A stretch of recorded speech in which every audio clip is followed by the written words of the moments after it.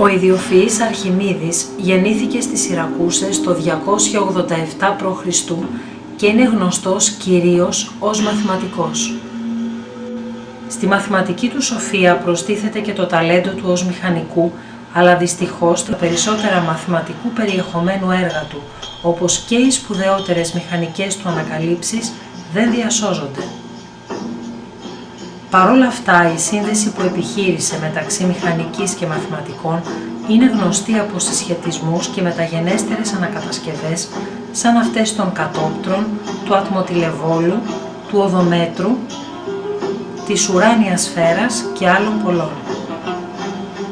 Ίσως το πιο χαρακτηριστικό παράδειγμα της σύνδεσης αυτής είναι η μετατροπή του μαθηματικού σχήματος της έλικας σε μια μηχανή, τον ατέρμονα κοχλία.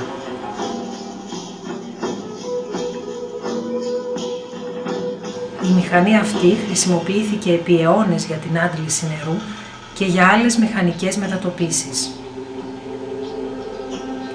Μια φράση από ιστορικά κείμενα που περιγράφουν τον κοχλία αναφέρει «Επειδή δε το όργανο είναι κατασκευασμένο με πολλήν δεξιότητα, με ολίγην εργασία παραδόξως αντλείται πολύ είδωρ».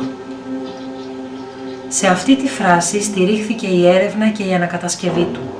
Ο χάλκινος κοχλίας λειτουργεί και με χαρακτηριστική ευκολία στο χειρισμό ανυψώνει σημαντικές ποσότητες νερού σε λίγο χρόνο.